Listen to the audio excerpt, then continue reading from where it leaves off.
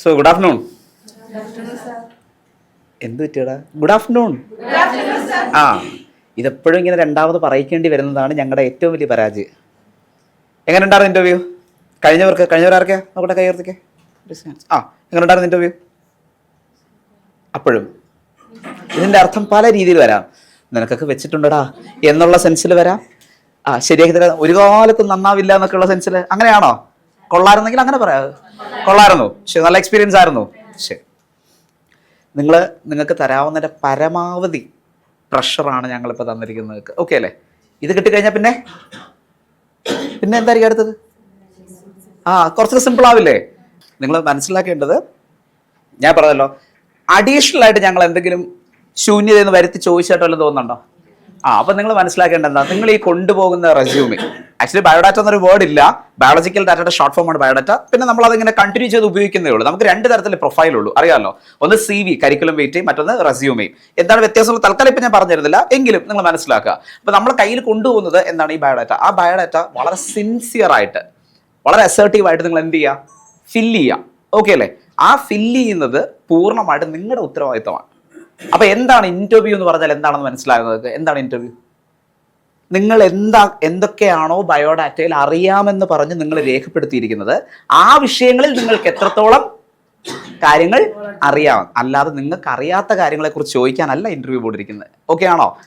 അപ്പൊ ആരാ പ്രധാനപ്പെട്ട ഉത്തരവാദി? ആണല്ലോ. നിങ്ങൾ എഴുതിയതേ ഞങ്ങൾ ചോദിച്ചുള്ളൂ, ഇല്ലാത്തതൊന്നും എന്ത് ചെയ്തിട്ടില്ല, ചോദിച്ചിട്ടില്ല. പിന്നെ ഞങ്ങൾ ചോദിച്ചതുപോലെ ആവണമെന്നില്ല, പക്ഷേ ഈ ലെവലിൽ തന്നെ ആയിരിക്കാം ചോദ്യങ്ങൾ വരുന്നത്. ഇത് മാക്സിമം നിങ്ങൾക്ക് ഞങ്ങൾ തന്നു കഴിഞ്ഞു. ഓക്കെ അല്ലേ? അപ്പൊ അത് നിങ്ങൾ മനസ്സിലാക്കുക. പലരും ആഗ്രഹം എന്താ? ഒരു കോമ്പറ്റേറ്റീവ് എക്സാമിന് പോകുമ്പോൾ അല്ലെങ്കിൽ ഇന്റർവ്യൂവിന് പോകുമ്പോൾ ആഗ്രഹം എന്താ? എളുപ്പമാണോന്നാണോ പ്രയാസമാണെന്നാണോ? അത് തന്നെ തെറ്റായ ചിന്തയാണ്. എന്തെന്നറിയോ? ഈ എളുപ്പമാണോ ചിന്തിച്ചോട്ട് അവിടെ പോകുന്നു. എളുപ്പമാവണമെങ്കിൽ ഹാപ്പി അല്ലേ? വേറൊരു മറുവശം ടഫ് ആവാനും ചാൻസ് ഇല്ലേ? അപ്പൊ എന്തായിരിക്കും വികാരം? തീർന്നില്ലേ? ഒരു വികാരവും ഉണ്ടാവില്ല. സത്യം പറഞ്ഞു കഴിഞ്ഞാൽ തകർന്നിങ്ങി വരും അല്ലേ? തിരിച്ച് ചിന്തിക്ക്, ടഫായിരിക്കാനാണ് ചാൻസ് കൂടുതലെന്ന് പറഞ്ഞ് മനസ്സിൽ പറഞ്ഞ് ബോധ്യപ്പെടുത്തിട്ട് അങ്ങോട്ട് പോയിക്കേ. എന്റെ ചോദ്യം, ടഫാണെങ്കിൽ നിങ്ങൾക്ക് ഷോക്കൊന്നുമില്ലല്ലോ. ഇനി എളുപ്പമാണെങ്കിലോ? ചില്ലറ എനർജി ആയിരിക്കും നമുക്ക് അവിടെ കിട്ടുക. ദൈവമേ, ഇത്രയൊക്കെ നോക്കിയിട്ട് പോയിട്ടും ഇത്രയല്ലേ ചോദിച്ചുള്ളൂ അല്ലേ? അപ്പൊ ഇതല്ലേ കുറച്ചുകൂടെ ബെറ്റർ. അപ്പൊ ഒരു എക്സ്ട്രീം നിങ്ങൾ എന്ത് ചെയ്യുക?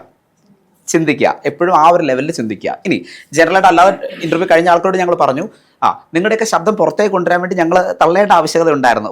ബാക്കി അങ്ങനെ പുഷ് ചെയ്യേണ്ട ഒരു ആവശ്യം ഉണ്ടാവരുത്. നിങ്ങൾ എന്ത് ചെയ്യുക? ഇന്റർവ്യൂ ബോർഡിനെ കൊണ്ട് പറയിക്കുക, ഇത്രയും ശബ്ദം വേണ്ട കേട്ടോ എന്ന് പറയുന്നത്. ഇതങ്ങനെയല്ല. കേട്ടുകൂടാന്ന് പറഞ്ഞ് എന്ത് ചെയ്തുകൊണ്ടിരിക്കുകയായിരുന്നു?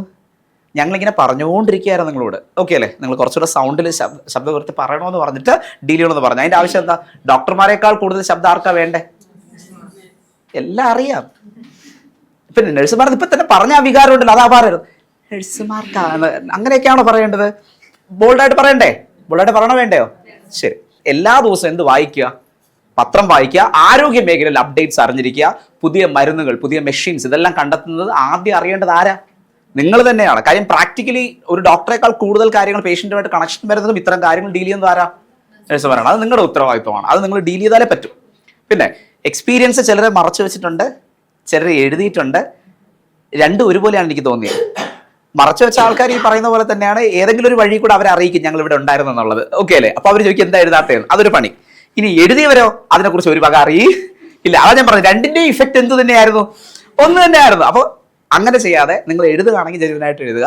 പിന്നെ സ്വന്തം ഡിപ്പാർട്ട്മെന്റിൽ അറിവ് കുറവാണെന്ന് കണ്ടു കഴിഞ്ഞാൽ വേറെ ഏതൊരു ഡിപ്പാർട്ട്മെന്റ് എഴുതിക്കോ, പക്ഷെ അതും പൂർണ്ണമായിട്ടുള്ള ഉത്തരവാദിത്വം നിങ്ങളുടെ ആയിരിക്കും. അവസാനം അതും ഇല്ല ഇതും ഇല്ലാത്ത അവസരം. അതുകൊണ്ട് എഴുതുന്ന കാര്യങ്ങൾ ജെന്യുവനായിട്ട് എഴുതാൻ ശ്രമിക്കുക. ഓക്കെ അല്ലേ? ഓക്കെ ആണോ? പിന്നെ എനിക്ക് പ്രധാനമായിട്ട് നിങ്ങളോട് പറഞ്ഞു തരാണ്, നിങ്ങൾ നടന്നു വരുമ്പോൾ നിങ്ങളുടെ ആറ്റിറ്റ്യൂഡ്. ശരിക്കും പറഞ്ഞാൽ 2 മാർക്ക് പരമാവധി എന്തിനുണ്ട്? നിങ്ങൾ ഈ ഡോർ ഓപ്പൺ ചെയ്ത് ചെയറിൽ വന്നിരിക്കുന്നത് വരെ 2 മാർക്ക് പലപ്പോഴും എന്ത് ചെയ്യാറുണ്ട്? ചെക്ക് ചെയ്യാറുണ്ട്. ഒബ്വിയസ്ലി ബോർഡിൽ ഒരു സൈക്കോളജിസ്റ്റ് ഉണ്ടെങ്കിൽ ഉറപ്പായിട്ട് അയാൾ ആ 2 മാർക്ക് നിങ്ങളെ കാൽക്കുലേറ്റ് ചെയ്യുന്നത് അതായിരിക്കും. ഇങ്ങനെ നിങ്ങൾ നടന്നു വരുമ്പോഴാണ് ബേസിക്കലി നിങ്ങളെ സംബന്ധിച്ച് എന്തൊക്കെ കാര്യങ്ങൾ അവർക്ക് അറിയാൻ പറ്റുന്നത്? ഒന്നുകൊണ്ട് ഡ്രസ്സിങ് പൂർണ്ണമായിട്ട് അവർ കാണാൻ കഴിയുന്ന എപ്പോഴാണ്? ഈ നടന്നു വരുമ്പോഴാണ്. പിന്നെ ആറ്റിറ്റ്യൂഡ്.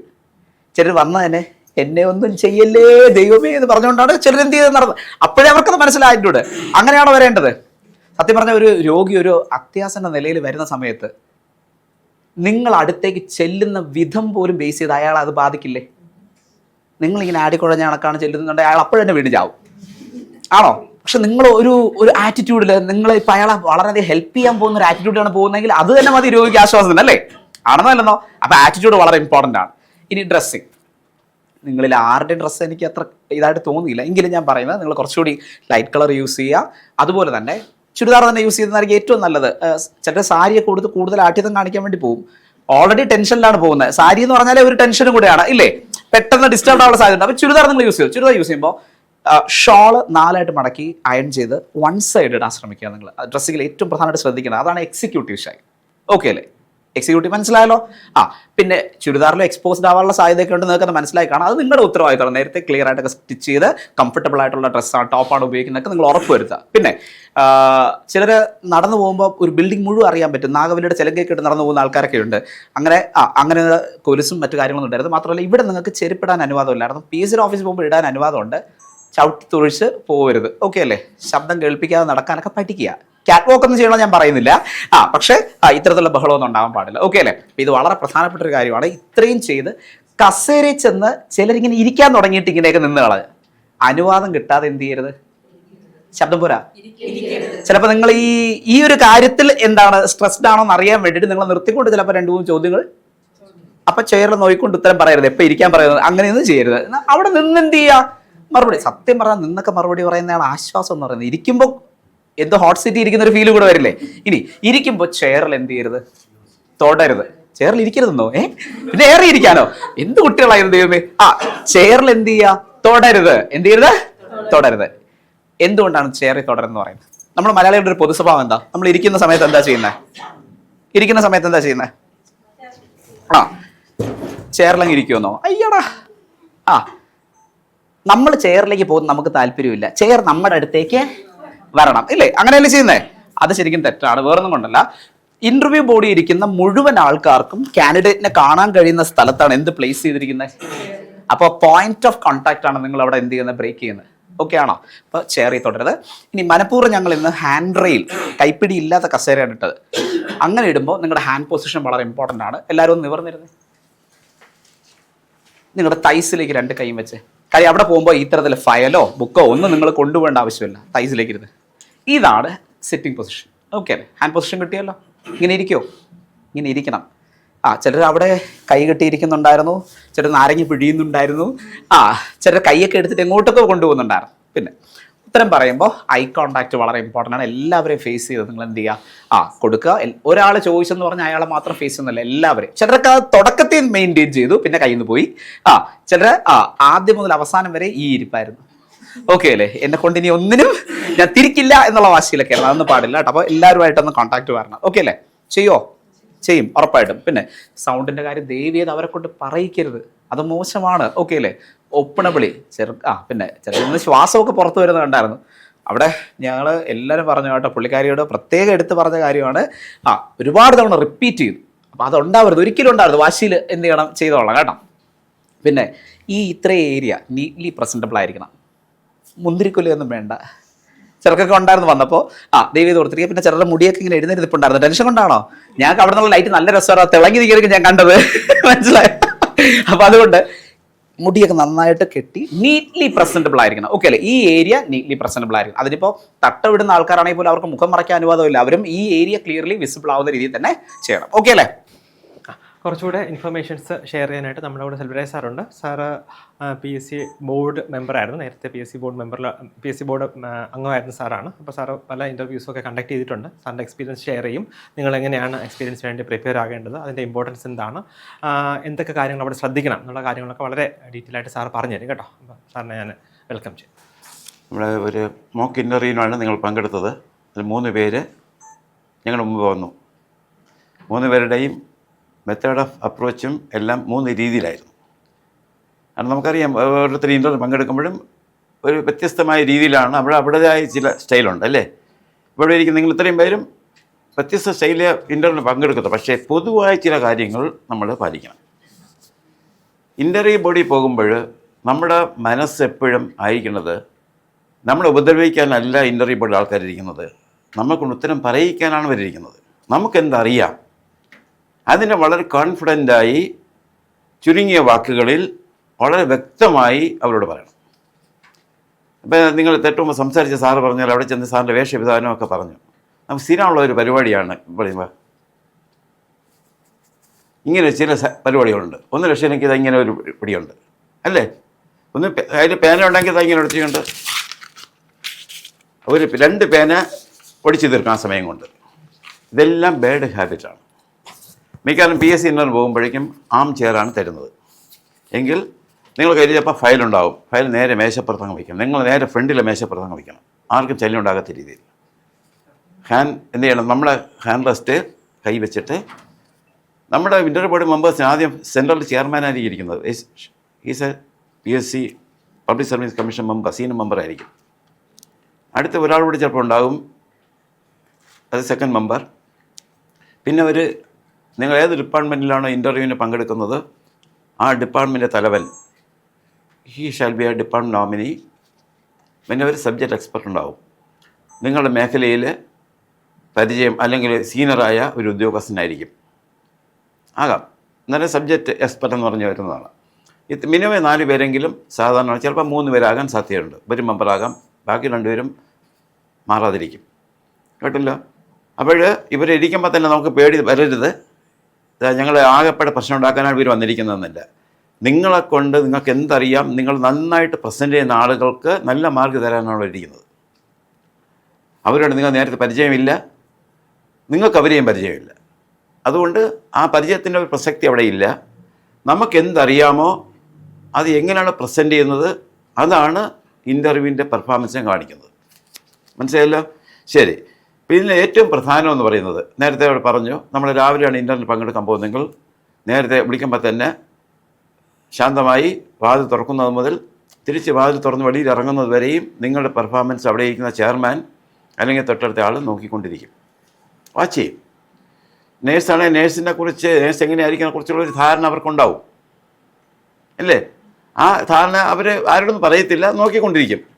അവിടെ അപ്രോച്ച്, നിങ്ങളുടെ പ്രസൻറ്റേഷൻ എന്താണ്, നിങ്ങളുടെ ആറ്റിറ്റ്യൂഡ് എന്താണ്, ഇതെന്ന് നോക്കിക്കൊണ്ടിരിക്കും. അപ്പോൾ നിങ്ങൾ കയറി വന്നു കഴിഞ്ഞാൽ ഗുഡ് മോർണിംഗ് പറയും, ഉച്ചയ്ക്ക് ശേഷം ഗുഡ് ആഫ്റ്റർനൂൺ സാർ എന്ന് പറയും, സാർസ് എന്ന് പറയും. ഒരാളല്ലല്ലോ അവിടെ ഇരിക്കും. അപ്പോൾ അതിൽ പ്ലീസ് ടേക്ക് യുവർ സീറ്റ് എന്ന് പറയും.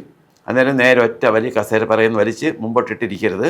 എവിടെയാണ് കസേര ഇരിക്കുന്നത് അവിടെ ചെന്ന് ശാന്തമായിട്ട് അവിടെ ഇരുന്ന് ബുക്കും ഫ്രണ്ട് വെച്ച് ശാന്തമായി ഇരുന്ന് അവരോട് നോക്കിക്കൊണ്ടിരിക്കണം. നമ്മളെന്തോ അവർ ചോദിക്കും, നമ്മളത് വളരെ താല്പര്യത്തോടെ നോക്കിക്കൊണ്ടിരിക്കണം. മനസ്സിലായല്ലോ? അവിടെ വിഷമിച്ചോ, ഓവറായിട്ട് എക്സൈറ്റഡ് ആയോ ഒന്നിട്ട് സാധാരണ വളരെ പ്രസൻ്റായിട്ട് നമ്മൾ അങ്ങിരിക്കുക. സോ അവിടെ ആദ്യം ചോദിക്കുന്നത് നമ്മുടെ കൊടുത്ത ബയോഡാറ്റ ഫാം അല്ലേ, നമ്മളെ കുറിച്ചുള്ള ഒരു ബ്രീഫിംഗ് കൊടുത്തിരിക്കുമല്ലോ, അതൊന്നായിട്ട് വായിക്കും. പൂരിപ്പിക്കുമ്പോൾ പ്രത്യേകം ശ്രദ്ധിക്കേണ്ട ഒരു കാര്യം, നമുക്കറിയാത്ത ഒന്നും അവിടെ എഴുതി വയ്ക്കരുത്. അതിലെഴുതുന്ന ഓരോ അക്ഷരവും ഓരോ വാക്കും അവർ ചോദിച്ചാൽ എക്സ്പ്ലെയിൻ ചെയ്യണം. മനസ്സിലായില്ലേ? അതിന് വേണ്ടിയാണ് നമ്മൾ ആലോചിച്ച് പ്രിപ്പയർ. അല്ലാതെ പൂരിപ്പിക്കുമ്പോൾ ഒരാളിരിക്കുന്നത് നീ എന്താ അതിനെഴുതിയത്, അതിന് ഞാനിവിടെ എഴുതാം എന്ന് എഴുതിയ സഹ ഉദ്യോഗാർത്ഥിയുടെ അതുപോലെ കോപ്പി അടിച്ച് വയ്ക്കരുത്. നമുക്ക് നമ്മുടെ ഒരു ആൻസറുണ്ട് അല്ലേ? ഒരുപാട് നമ്മുടെ family details, education details, experience details, നമ്മുടെ അംബിഷൻ അല്ലേ, നമ്മുടെ വീക്ക്നെസ്, നമ്മുടെ സ്ട്രെങ്ത് അല്ലേ, ഇതൊക്കെയാണ് നമ്മൾ അവിടെ ചോദിക്കുന്നത്. അത് നമ്മുടെ മനസ്സിനകത്ത് അതൊരു അന്നേരം എഴുതുന്നതല്ല, നമുക്ക് സ്ഥിരമായിട്ട് നമ്മുടെ മനസ്സിനകത്ത് നമ്മെക്കുറിച്ചുള്ള കാര്യങ്ങളാണ് അല്ലേ. അത് നമ്മൾ വ്യക്തമായിട്ട് മറ്റുള്ളവർ വായിക്കത്തക്ക രീതിയിൽ എഴുതണം. അല്ലാതെ PSC നമ്മൾ എടുത്ത് വെച്ചുകൊണ്ട് ഇതെന്താണ് എഴുതിയിരിക്കുന്നത് എന്നിങ്ങോട്ട് അത് റീഡബിൾ ആയിട്ട് വേണം മറ്റെഴുതാൻ. അവരാദ്യം ബോർഡ് ചെയർമാൻ ചോദിക്കും, 1 by 1 ആയിട്ട് നമ്മളെ നീറ്റായിട്ട് ഒരു ടെൻഷനില്ലാതെ പറയണം. ടെൻഷൻ കാര്യമാണ് നമ്മുടെ കാര്യമല്ലേ ചോദിക്കുന്നത്, എവിടെ പഠിച്ചു, എന്തൊക്കെ എക്സ്പീരിയൻസ് ഉണ്ട്, അവിടെ എന്താണ് ചെയ്തത്, വീട്ടിൽ ആരൊക്കെയുണ്ട്, അച്ഛൻ അമ്മ മക്കൾ അല്ലെങ്കിൽ ഹസ്ബൻഡ് അല്ലെങ്കിൽ മറ്റേ കുട്ടികൾ അവരെന്ത് ചെയ്യുന്നു, അവിടെ നിന്നല്ല ഇങ്ങനെയൊന്നും നമ്മൾ അതുകൊണ്ട് കൃത്യമായിട്ട് ഇത് പഠിച്ചു പോകണം. അങ്ങനെയല്ല, നമ്മൾ വ്യക്തമാണ് നമ്മളെക്കുറിച്ചുള്ള, അതാണ് നമ്മുടെ ബയോഡാറ്റ എന്ന് പറയുന്നത്, അതാണ് അറിയണം. ഓക്കെ, അത് പൂരിപ്പിച്ച്. രണ്ടാമത്, നമ്മൾ ഏത് പോസ്റ്റിനാണോ ഇൻ്റർവ്യൂവിന് പോകുന്നത് അതിൻ്റെ സബ്ജക്റ്റ് നമ്മൾ പഠിച്ചിരിക്കണം. ഒരുപാട് ഡീറ്റെയിൽഡ് പഠിച്ചില്ല എങ്കിലും ഇപ്പം നേഴ്സ് എന്ന് പറഞ്ഞാൽ നിങ്ങൾ ഒത്തിരി അധികം പേപ്പർ പഠിച്ചിട്ടുണ്ട്. 4 വർഷമല്ലേ പഠിക്കണം അല്ലേ? 4 വർഷം ഒരുപാട് പേപ്പർ പഠിച്ചിട്ടുണ്ടായിരിക്കും. ഒരു പക്ഷേ ഞാൻ നേഴ്സല്ല, ഞാൻ കണക്കാക്കുന്നത് 40 പേപ്പർ പഠിച്ചാണ് ഉദ്ദേശം അല്ലേ. പ്രാക്ടിക്കലും തിയറിയും ഒക്കെ കൂടെ പഠിച്ചിരിക്കും. ഈ 40 പേപ്പറും പഠിച്ചുകൊണ്ട് ഇൻ്റർവ്യൂ ഇപ്പോൾ പങ്കെടുക്കാൻ പറ്റത്തില്ല. പക്ഷേ ഒരു നേഴ്സ് എന്ന നിലയിൽ ഡേ ടു ഡേ ലൈഫിൽ നമ്മൾ പാലിക്കേണ്ട കാര്യങ്ങൾ, അതിന് ആവശ്യമായ തിയറി, നോളജ് അല്ലേ, ഇത് നമ്മൾ അറിഞ്ഞിരിക്കണം നിർബന്ധമായിട്ട്. Hand wash, proper hand wash എന്ന് ചോദിച്ചു കഴിഞ്ഞാൽ നമ്മളല്ലേ സോപ്പും വെള്ളം വെച്ച് എപ്പോഴും കൈ കഴുകണമെന്ന് പറയാറില്ലേ അല്ലേ?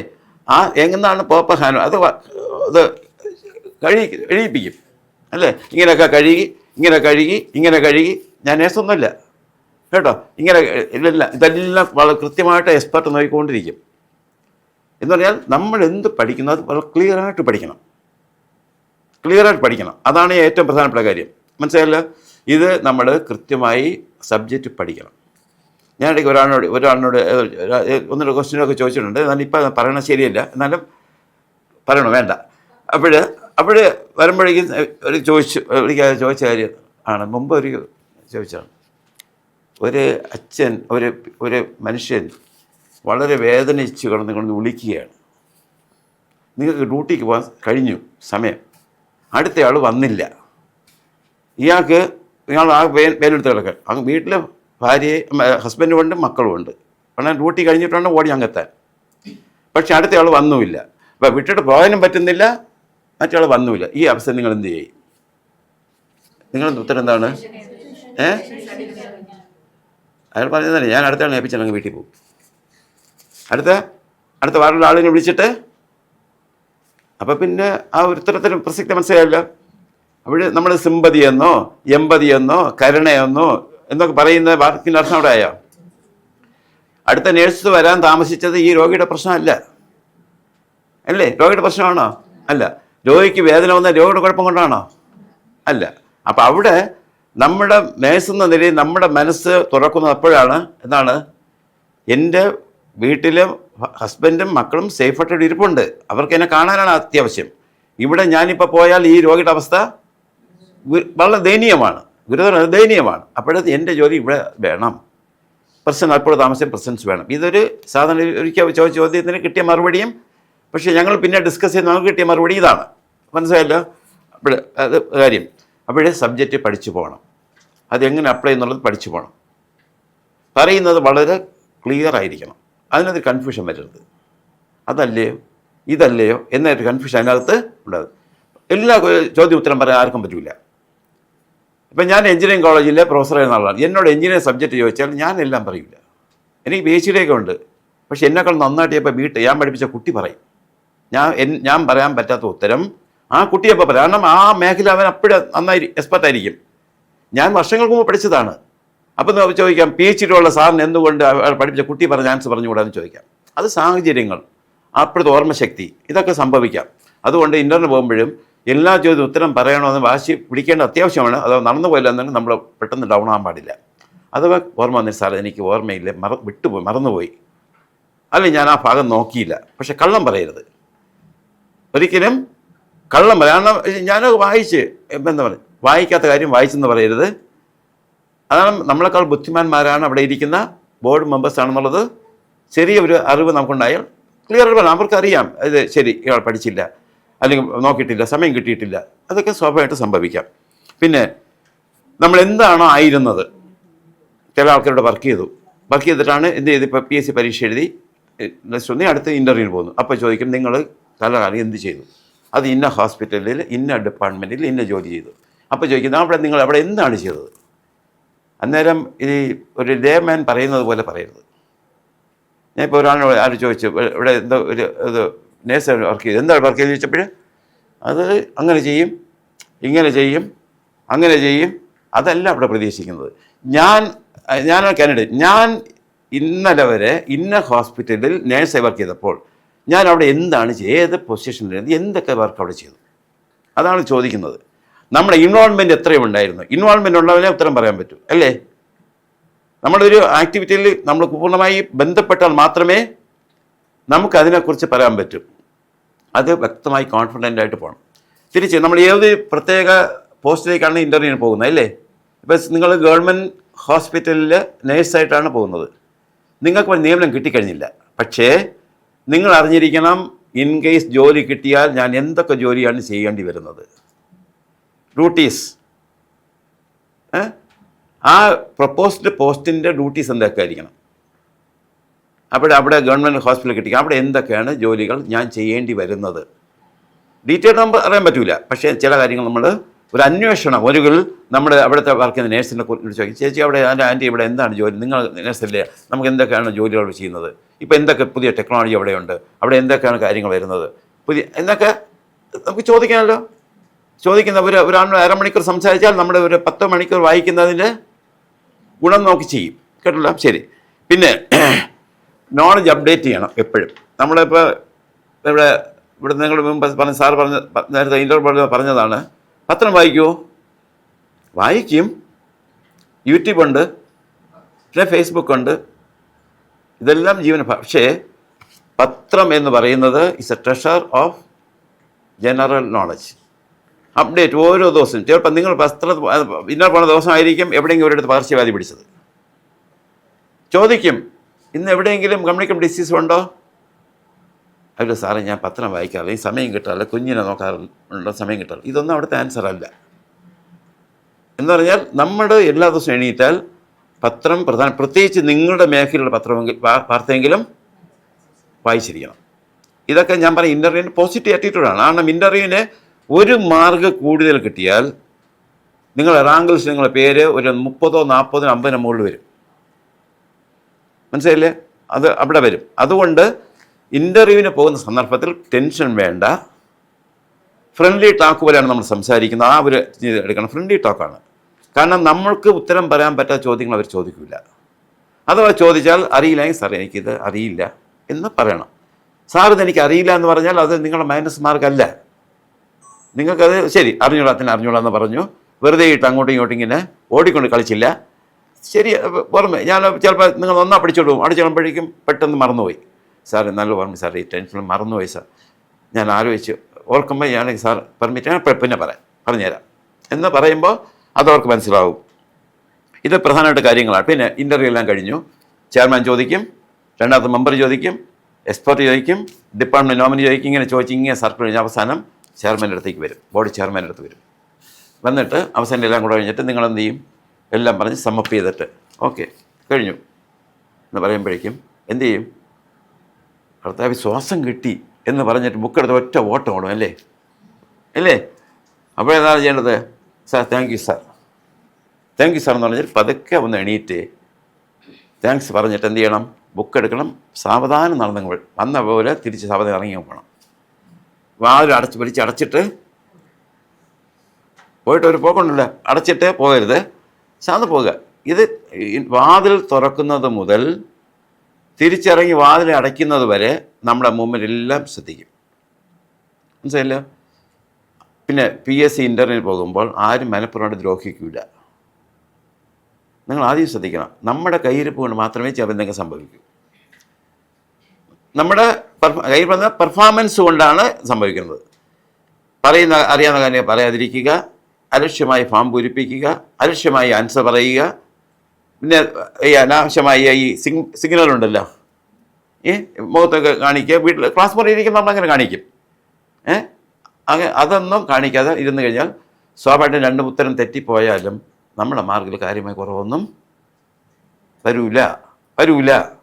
ഇത് പുറത്തോ അല്പം തെറ്റിപ്പോയ 1-2 ആൻസർ പറയാൻ പറ്റിയില്ല, ഒരു ടെൻഷനും വേണ്ട. അതിൻ്റെ പേരിൽ മാർക്കുന്നവർ ഒരു 10, 15, 20 ചോദ്യം ചോദിച്ചു, 13 ശരിയായി പറഞ്ഞു, അല്ലെങ്കിൽ 12 ശരിയായി പറഞ്ഞു, 3 തെറ്റിപ്പോയി. അതിന് നമ്മൾ സാറത് എനിക്ക് ഓർമ്മയില്ല, ഞാൻ ആ ഭാഗം നോക്കിയില്ല. പിന്നെ ചിലപ്പോൾ ഇൻ്റർവ്യൂ ചോദിക്കും, നിങ്ങൾ ഇന്ന് ഇൻ്റർവ്യൂവിന് വേണ്ടി ഏത് പോർഷൻ നിങ്ങൾ പഠിച്ചുകൊണ്ട് പോകുന്നു, പ്രിപ്പയർ ചെയ്ത് പോകുന്നു, ഏതൊക്കെ ടോപ്പിക്കുകൾ അല്ലെങ്കിൽ സബ്ജക്റ്റുകളാണ് പ്രിപ്പയർ ചെയ്ത് പോകുന്നത് ചോദിക്കും. പ്രിപ്പയർ ചെയ്ത സബ്ജക്റ്റ് മാത്രമേ പറയാവൂ. പ്രിപ്പയർ ചെയ്യാൻ നമുക്കൊരു ക്രെഡിറ്റ് കിട്ടാൻ വേണ്ടി ഞാൻ ആദ്യം നോക്കി, ഈ പേപ്പർ നോക്കി, ഈ പേപ്പർ നോക്കി, ഈ പേപ്പർ എല്ലാം നോക്കും.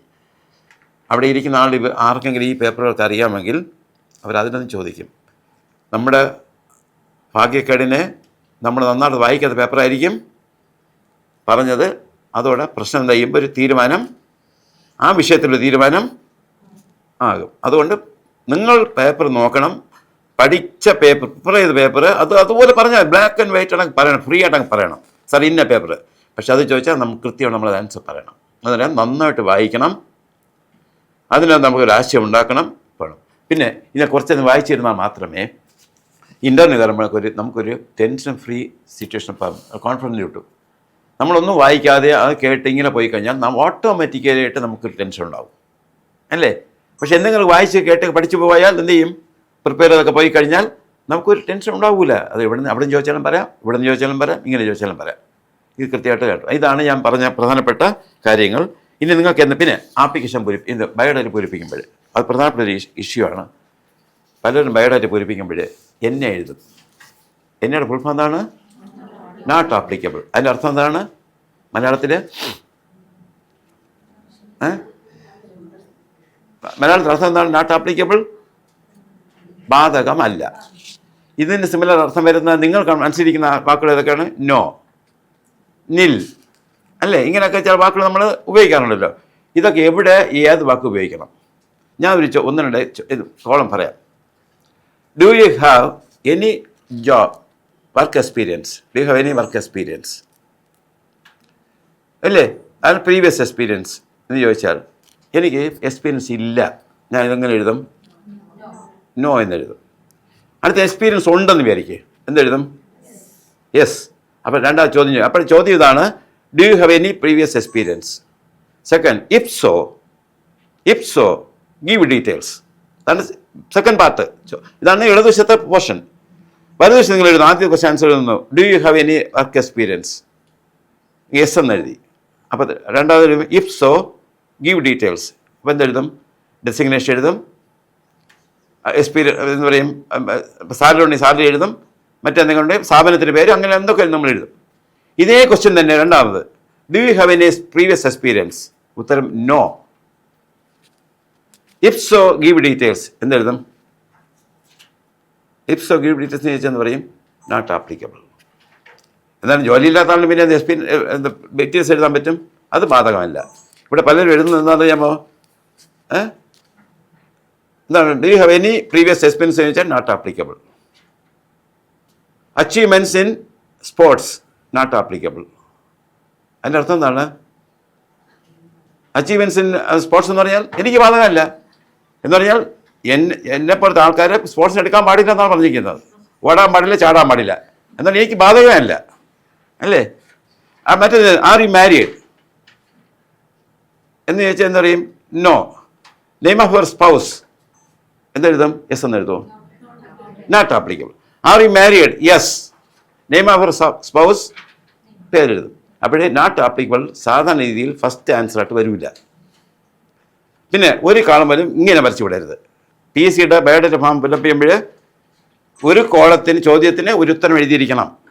അത് യെസ് ആണെങ്കിൽ യെസ്, നോ ആണെങ്കിൽ നോ. ചിലപ്പോൾ നോയ്ക്ക് വരച്ചപ്പോൾ ആൾക്കാർ നില്ലെഴുതും. ചില ആൾക്കാർ ഫില്ലപ്പ് ചെയ്യാൻ വിടരുത്. ഇതാണ് പ്രധാനമായിട്ട് ഫില്ലപ്പ് ചെയ്യുമ്പോൾ പ്രത്യേകം ശ്രദ്ധിക്കേണ്ട കാര്യം. പൂരിപ്പിക്കുന്നത് മറ്റുള്ള വായിക്കത്തക്ക രീതിയിൽ വേണം പൂരിപ്പിക്കും. ഇനി വേറെ എന്തെങ്കിലും സംശയം ഉണ്ടെങ്കിൽ ചോദിക്കുക. നിങ്ങൾക്ക് വരുന്ന സംശയം, ഇത് എൻ്റെ മനസ്സിൽ തോന്നിയ ഒരു ആശയം പറഞ്ഞു തന്നേ ഉള്ളൂ ഇൻ്റർവ്യൂവിൻ്റെ ബേസിൽ. ഇനി വേറെ എന്തെങ്കിലും സംശയങ്ങളുണ്ടെങ്കിൽ പറയണം. അപ്പോൾ നമ്മൾ കയറി നിൽക്കുന്നു, അവരാരും നമ്മൾ ശ്രദ്ധിക്കുന്നില്ല. മേ കമിൻ സാർ എന്ന് ചോദിക്കാം. മറ്റേ അവരിങ്ങനെ പ്രതീക്ഷിച്ച് നമ്മൾ കാത്തിരിക്കുകയാണ്. തുറക്കുമ്പോൾ കാണുന്നു യെസ് എന്ന് പറയുമ്പോൾ പറഞ്ഞ് ഗുഡ് മോർണിംഗ് സാർ എന്നിരിക്കാം. മനസ്സിലായി? നമ്മളിപ്പം കയറി പോകുമ്പോഴേ അവർ 4 പേര് സംസാരിച്ചുകൊണ്ടിരിക്കുകയാണ്. അപ്പോൾ നമ്മൾ കാത്തിരിക്കുന്നു, അവർ മൈൻഡ് ചെയ്യുന്നില്ല. അപ്പോൾ മേ കമിൻ സാർ എന്ന് ചോദിക്കാം. ശരി, oh yes come, yes good morning sir, നിങ്ങൾക്ക് കയറിയിരിക്കാം കേട്ടോ. സാഹചര്യം അനുസരിച്ചാണ്. ശരി, നിങ്ങളുടെ സ്ട്രെങ്ത്, നിങ്ങളുടെ വീക്ക്നെസ്, അത് പ്രത്യേകം ശ്രദ്ധിക്കുന്ന കാര്യം. അവർ ചോദിക്കുന്നത് നിങ്ങളുടെ സ്ട്രെങ്താണ്. ഇപ്പം ഞാനിപ്പം മെഡിക്കൽ ഫീൽഡിലെ ആളല്ല, ഞാനൊരു എഞ്ചിനീയറിംഗ് മേഖല ആളാണ്. എഞ്ചിനീയറിംഗ് പോസ്റ്റിനാണ് ഞാൻ അപേക്ഷിക്കാൻ പോകുന്നത്, ഇൻ്റർവ്യൂ പോകുന്നതാണ്, അല്ലേ? നിങ്ങൾ മെഡിക്കൽ ഫീൽഡാണ്.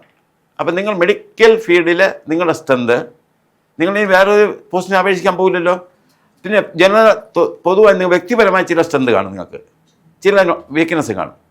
ഇപ്പോൾ സ്ട്രെങ്ത് എന്ന് പറഞ്ഞാൽ നമുക്കിപ്പോൾ നിങ്ങളിപ്പോൾ BSc നഴ്സിംഗ് പഠിക്കുന്നു. അവിടെ നമ്മളെന്താണ്, നമുക്ക് സബ്ജക്റ്റ് നന്നായിട്ട് അറിയാം, വർക്ക് ചെയ്യാനുള്ള കഴിവുണ്ട്, പ്രസൻറ്റേഷൻ കഴിവുണ്ട്, അല്ലേ? തന്നില്ല, നമുക്ക് ആൾക്കാരുമായി യോജിച്ച് അവർ രോഗിയുടെ കാര്യങ്ങളുമായിട്ട് വളരെ ക്ഷമയോടെ കേൾക്കാനുള്ള കഴിവുണ്ട്. ഇതൊക്കെ നമ്മുടെ സ്ട്രെങ്താണ്. അടുത്ത് മറ്റുള്ള ജീവനക്കാരെ കൂടെ യോജിപ്പിച്ച് അവർ വിശ്വാസത്തിൽ ചെയ്യാനുള്ള കഴിവുണ്ട്, അല്ലേ? പിന്നെ നിങ്ങൾക്ക് ഡിജിറ്റൽ അല്ലെങ്കിൽ കമ്പ്യൂട്ടർ നോളജ് ഉണ്ട്, ഒരുപാട് റെക്കോർഡ്സ് തയ്യാറാക്കുന്നുണ്ട്, മെഡിക്കൽ റെക്കോർഡ്സ് തയ്യാറാക്കേണ്ടി വരുമല്ലോ. ഇതെല്ലാം നമ്മുടെ സ്ട്രെങ്താണ്. ഡിഗ്രി ഉണ്ട്, അറിവുണ്ട്, അതിനകത്തുണ്ട്. പിന്നെ അതുപോലെ തന്നെ ഇത്തി കാര്യങ്ങൾക്ക് ചില വീക്ക്നെസ് വരും. കാരണം വീക്ക്നെസ്സും ചെന്ന് എടുക്കേണ്ടത് നമ്മുടെ ഒരു ഗോളുണ്ട്, ലക്ഷ്യമുണ്ട്. നമുക്ക് ലക്ഷ്യം നേടാൻ വേണ്ടി നമ്മൾ അക്വയർ എന്നാണ് നമ്മൾ സ്ട്രെങ്ത്. നമ്മൾ എന്തൊക്കെ അതിനുവേണ്ടി നമ്മൾ നേഴ്സാകണം.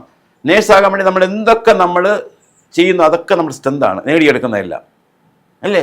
ഒരു MSc ഡിസ്റ്റിങ്ഷൻ പാസ്സായ BSc ഡിസ്റ്റിങ്ഷൻ പാസ്സായെന്നാൽ നമ്മുടെ സ്ട്രെങ്താണ് അല്ലേ. അടുത്ത് നമുക്ക് പ്രോപ്പർ എക്സ്പീരിയൻസ് ഉള്ളത് നമ്മുടെ സ്ട്രെങ്താണ് അല്ലേ.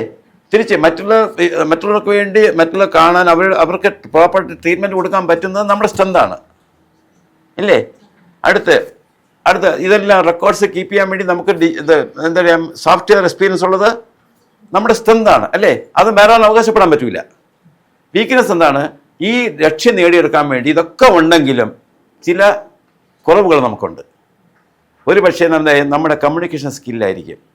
ആശയങ്ങൾ പറഞ്ഞ് പതിപ്പിക്കാൻ നമുക്ക് കുറവാണ്. ചിലപ്പോൾ ഭാഷാ ദാരിദ്ര്യമായിരിക്കും. എന്താണ് നമ്മൾ ഇംഗ്ലീഷ് മീഡിയം പഠിച്ചു വരുന്നു, നമുക്ക് ഇംഗ്ലീഷ് നല്ല നോളജ് ഉണ്ട്, അത് നമുക്ക് ഇതാണ് നമ്മുടെ സ്ട്രെങ്താണ്.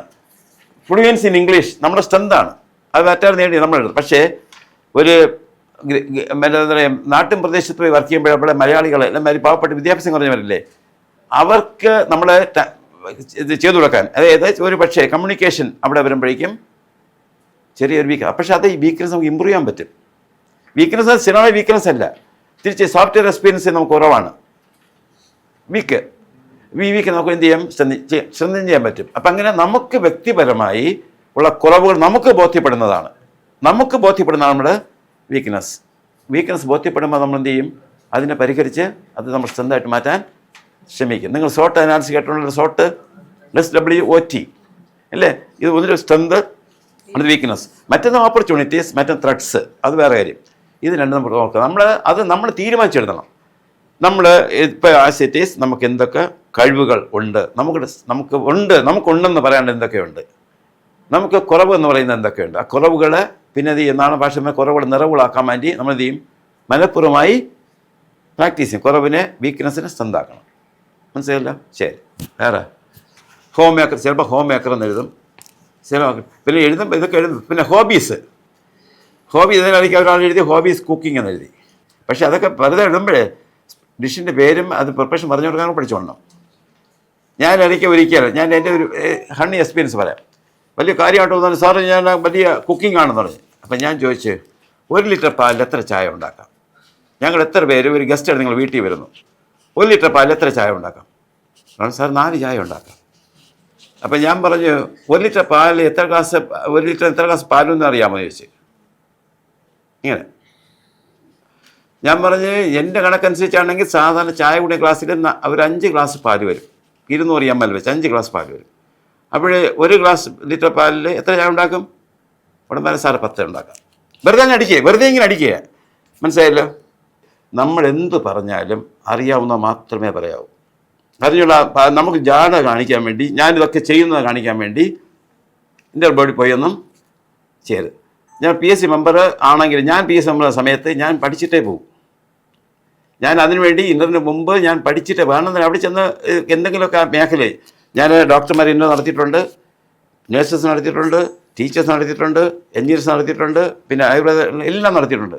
Basically I am from my mechanical engineer. പക്ഷേ വരുന്നവർ പ്രിപ്പയർ ചെയ്ത് തരും. പക്ഷേ ഇത്രയും വലിയ ഡീപ്പായിട്ട് പ്രിപ്പയർ ചെയ്യില്ലതിലേക്ക്. പക്ഷെ പൊതുവായിട്ടും ജനറലായിട്ട് കാര്യങ്ങൾ പ്രിപ്പയർ. അതുകൊണ്ട് നമ്മൾ പേടിക്കരുത്.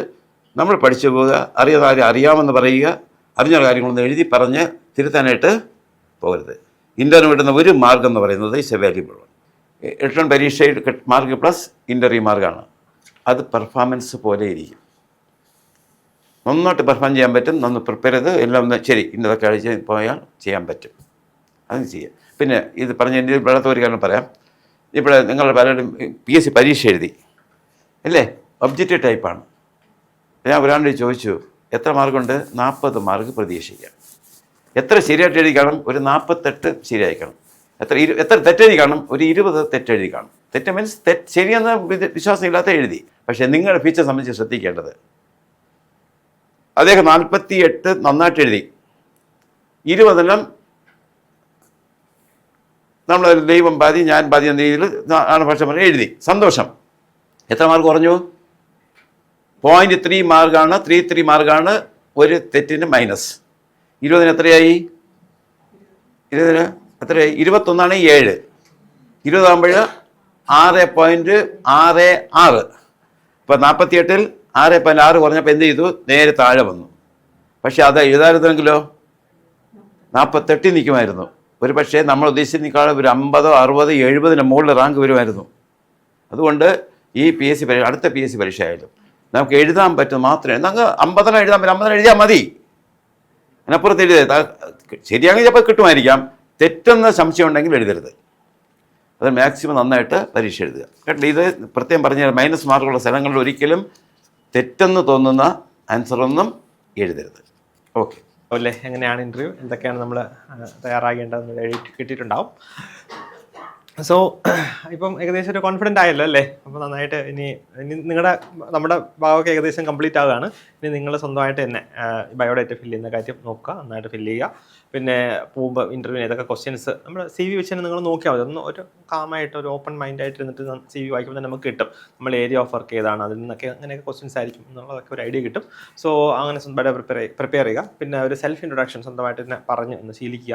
ഒരു മിററിൻ്റെ മുന്നേ ഒന്ന് പറഞ്ഞ് ശീലിച്ചാൽ മതി കേട്ടോ. ഇതൊക്കെ ചെയ്യുവാണെങ്കിൽ നിങ്ങൾക്ക് നന്നായിട്ട് പെർഫോം ചെയ്യാൻ പറ്റും. എല്ലാവർക്കും നന്നായിട്ട് ഇൻ്റർവ്യൂ പെർഫോം ചെയ്യാൻ പറ്റട്ടെ കേട്ടോ. എല്ലാവർക്കും ഓൾ ദി ബെസ്റ്റ്. നമ്മുടെ എല്ലാവിധ പ്രാർത്ഥനകളും നിങ്ങളോടൊപ്പം എപ്പോഴും ഉണ്ടാവും കേട്ടോ. എല്ലാവർക്കും ഓൾ ദി ബെസ്റ്റ്.